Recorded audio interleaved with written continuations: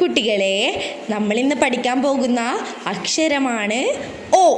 മലയാള അക്ഷരം ഓ. ഏതാക്ഷരം? ഓ. അക്ഷരം ഓ. എങ്ങനെയാ ഓ എഴുതുന്നതെന്ന് കണ്ടാലോ?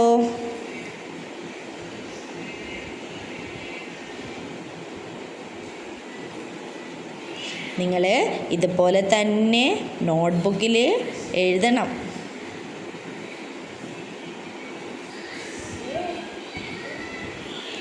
ഒന്നും കൂടി എഴുതിയേ.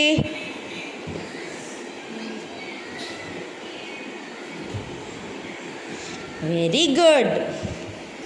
ഇനി നമുക്ക് ഓ വെച്ചിട്ടുള്ള കുറച്ച് വാക്കുകൾ നോക്കിയാലെയോ?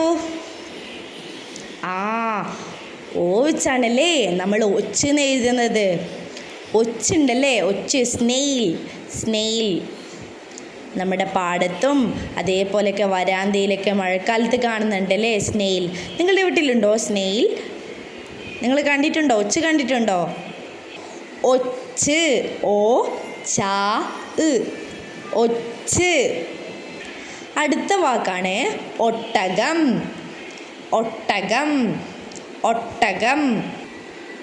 ടീച്ചർക്ക് ഒട്ടകം വരയ്ക്കാനൊന്നും അറിയില്ല. അതുകൊണ്ട് മക്കൾക്ക് വേണ്ടി ടീച്ചർ അറിയുന്ന പോലെ വരച്ചതാ. ഓ ടാ കാ അം. ഒട്ടകം. അം ചിഹ്നമാണല്ലേ. ചിഹ്നങ്ങളൊക്കെ നമുക്ക് അടുത്ത ക്ലാസ്സിൽ പഠിക്കാം. അടുത്ത വാക്കാണ് ഒപ്പ്. ഓ പ ഇപ്പ. രണ്ട് പാണ്ടാം നമ്മളെങ്ങനെയാ വായിക്കുക? പ. ഓ പ ചിഹ്നം ഒപ്പ്. ഒപ്പ്. ഒപ്പ്.